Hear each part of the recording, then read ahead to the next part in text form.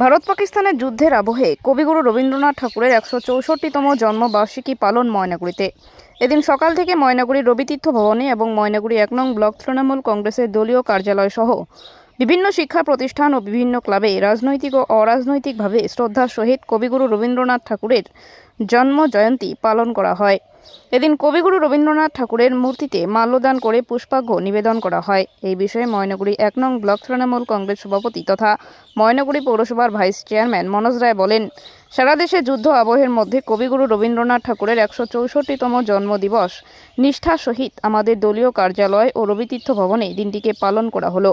এদিন উপস্থিত ছিলেন ময়নাগুড়ি পৌরসভার চেয়ারম্যান অনন্তদেব অধিকারী, পৌরসভার ভাইস চেয়ারম্যান মনোজ রায়, তৃণমূল নেতা ঝুলন সেনাল সহ অন্যান্যরা। এদিন কবিগুরু রবীন্দ্রনাথ ঠাকুরের জন্ম জয়ন্তীতে বিশ্বশান্তির বার্তা দিলেন অনেকেই। এই বিষয়ে শুক্রবার দুপুর ১২টা নাগাদ ময়নাগুড়ি পৌরসভার ভাইস চেয়ারম্যান এবং পৌরসভা চেয়ারম্যান কি বললেন শুনে নেওয়া যাক। পার্টি অফিসে কি করলেন? আমরা দেখুন, আজকে একটা অন্যরকম আবহের মধ্যে আমরা আছি।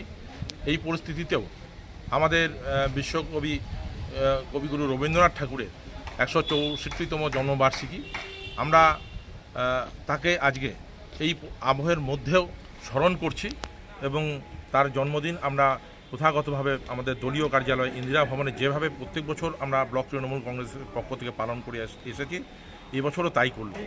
আমরা করছি, তাকে স্মরণ করছি এই কারণে যে তিনি স্বাধীনতা সংগ্রামেও তার অবদান ছিল। প্রতিদিনে আমরা দেখেছি ভারতবর্ষের সংহতিকে বজায় রাখতে তার অনবদ্য ভূমিকা, এবং আগামী দিনে যাতে তার যে তিনি যে পথ প্রদর্শন করেছিলেন সেই পথকে পাথেয় করে আমরা যেন আজকের জন্ম জয়ন্তীতে আমরা তাকে স্মরণ করবার পাশাপাশি এই শপথও নিই যে ভারতবর্ষকে সুসংহত রাখতে হবে, যে কোনো পরিস্থিতিতে আমরা নিজেদেরকে প্রস্তুত রাখব। আজকে আমার মনে হয় কবিগুরু রবীন্দ্রনাথ ঠাকুরের ১৬৪তম জন্মবার্ষিকীতে এই শপথ নেওয়াটাই বেশি জরুরি, তাই আমরা আজকে সেই শপথও গ্রহণ করলাম। করলেন আপনারা ২৫শে বৈশাখ উপলক্ষে? আজ বিশ্বকবি রবীন্দ্রনাথ ঠাকুরের জন্মদিন ২৫শে বৈশাখ। এটা তার জন্মদিন তার মৃত্যুর পরের থেকে শুরু হয়েছে, আজও চলছে।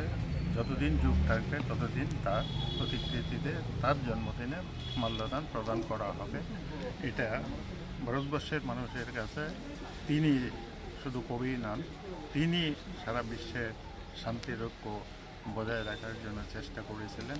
পৃথিবীর বিভিন্ন দেশে তিনি সেই শান্তির বাণী ছড়িয়ে দিয়েছিলেন। কাজেই তার দিনটিকে আজকে রাজনৈতিক অস্থিরতা চললেও প্রতিবেশী দেশের সঙ্গে, তার মধ্যেও আমরা সেই দিনটি আজকে তার প্রতি শ্রদ্ধা জ্ঞাপনের জন্য যে তাকে যত অনুসরণ করে আগামী দিনে সমাজের মানুষ, দেশের মানুষ চলে, এই কামনা করি।